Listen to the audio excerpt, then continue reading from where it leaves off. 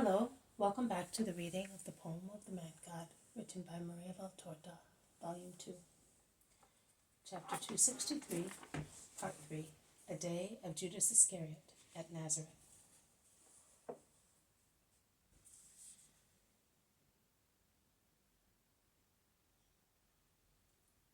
David also appeared to be only a little shepherd, but you know that there has been no greater king than David. Not even Solomon in all his glory was so great. Because after all, Solomon only continued David's work, but was never inspired like him. Whereas David, just consider the figure of David. It is gigantic. His regality almost reaches up to heaven. Do not doubt the royalty of the Christ, basing your judgment on his genealogy. David was king and shepherd, more truly, shepherd and then king. Jesus is king and carpenter, or better still, carpenter and later king. You speak as a rabbi. One can see that you have been brought up in the temple, says the head of the synagogue. And could you let the Sanhedrin know that I, the head, am in need of the help of this temple for a private reason? Of course, certainly. With Eleazar, just imagine. And then Joseph the elder, the wealthy man from Arimathea. And then Zadok the scribe, and then all you have to do is to tell me. Well, be my guest tomorrow. We will talk about it. Your guest? No, I cannot leave Mary, that holy and sorrowful woman. I came here specially to keep her company. What is the matter with our relative? We know that she is healthy, and although poor, she is happy, says Simon of Alphaeus. Yes, and we never leave her. My mother is always with her, and my wife and I too. Although I cannot forgive her for being so weak with her son, and also for grieving my father, who because of Jesus died with only 2 of his sons at his bedside. But family troubles are not to be proclaimed publicly, says Joseph of Alphaeus with a sigh. You are right. They should be whispered in a low voice and confided to a friendly heart. The same applies to many troubles. I have mine as well, as a disciple, but it's better not to speak of them. On the contrary, let us speak of them. What is the matter? Trouble for Jesus? We do not approve of his behavior, but we are his relatives, and we are ready to side with him against his enemies. Speak up, says Joseph again. Trouble? No, I was just saying the sorrows of a disciple are manifold, not only because of the behavior of his master with friends and enemies, harming himself, but also because it is grievous to see that he is not loved. I wish you all loved him. But what can we do? You said that yourself. His behavior is such. He was not like that before leaving his mother, says the head of the synagogue apologetically. Is that true? What do you all say? They all agree solemnly, speaking highly of the silent, meek, retired Jesus of the past. Who could have imagined that he was to become what he is now? He was completely devoted to house and relatives. Now, instead, remarks an elderly Nazarene, Judas exclaims with a sigh, poor woman. Well, what do you know? Tell us. Speak up, shouts Joseph.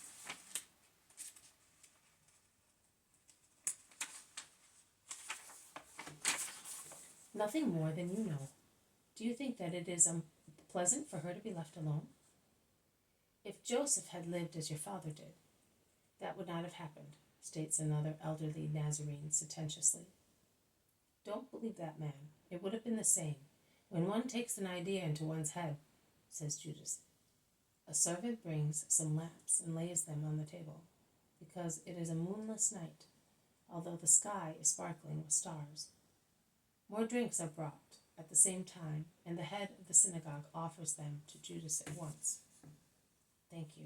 I cannot stay any longer. I must go back to Mary, he says, getting up.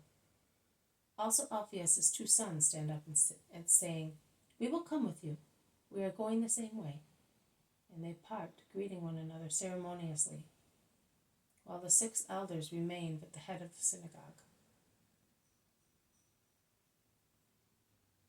The streets are now deserted and silent. People can be heard talking in low, grave voices on the terraced roofs. Children are already sleeping in their little beds, and thus their shrill voices, resembling the twittering of joyful birds, are not heard. From the terraces of the wealthier houses, the faint glow of oil lamps descends with the low voices of people. Alphaeus' sons and Judas walk for a little while without speaking. Then Joseph stops, and taking Judas's arm, he says, "Listen, I realize that you know something that you did not wish to mention in the presence of strangers, but now you must tell me. I am the oldest in the family, and it is my right and my duty to know everything. And I came here for the purpose of telling you, and thus protect the master. Mary, your brothers, and your reputation. It is something painful to tell and to hear, very painful to be done, because it looks like playing the spy. But please understand me properly, it is not so. It is only love and prudence. I know many things which you know as well. My friends of the temple told me, and I know that they are dangerous for Jesus and for the good name of the family. I have tried to make the master understand, but I was not successful. On the contrary, the more I advise him, the worse he behaves, thus causing people to criticize and hate him more and more. The reason is that he is so holy that he cannot understand what the world is like. In short, it is sad to see a holy thing perish through the heedlessness of its founder." "But what is it? Tell us everything and we will take action. Is that right, Simon?" Of course, but it seems impossible to me that he is imprudent and acts against his mission." "But if this kind young man who loves Jesus says so." "See what you are like? You are always like that, uncertain, hesitating. You always leave me alone at the crucial moment. The whole family is against me. You have no pity for our reputation and for our poor brother who is ruining himself." "No, he is not ruining himself. He is injuring himself. That's what he is doing." "Speak up," insists Joseph, while Simon is perplexedly silent. "I would speak, but I would like to be certain that you will not make any mention to Jesus. Swear it." "You swear it on the holy veil. Speak up. And you must not relate to your mother, and least of all to your brothers, what I am going to tell you." "You can be certain of our silence. And will you say nothing to Mary, in order not to grieve her? It's your duty to see to the peace of that poor mother in silence, as I do." "We will not say anything to anybody. We swear it." "Well, listen. Jesus no longer confines himself to approaching Gentiles, publicans and prostitutes, to offending Pharisees and other important people. But he does things that are absolutely absurd. Just imagine that when in Philistia, he made us go about, taking with us a black billy goat. Now he has a Philistine among his disciples. And before that, the boy he picked up, you have no idea what comments were made. And a few days ago he took a Greek girl, a slave, who had run away from her Roman master. And his speeches are contradictory to our well-known wisdom. In short, he seems to be mad, and he damages himself. In Philistia, he intruded also into a ceremony of wizards, competing face to face with them. He defeated them, but scribes and Pharisees hate him. But what will happen if they happen to hear about such things? You must intervene and stop. That's serious, very serious. But how could we know? We are here, and even now, how will we be able to find out? And yet, it is your duty to intervene and stop him. His mother is a mother, and she is too good. You must not abandon him thus, for his own sake and for the sake of the world. Also, his continuous driving away demons. It is rumored that he is assisted by a Beelzebub. You can imagine whether that can do him any good. In any case, what kind of king will he ever become if the crowds laugh at him just now or are scandalized? But does he really do such things? Asked Simon incredulously. Ask him yourself. He will tell you what he does, because he even boasts about it. You should let us know. I certainly will.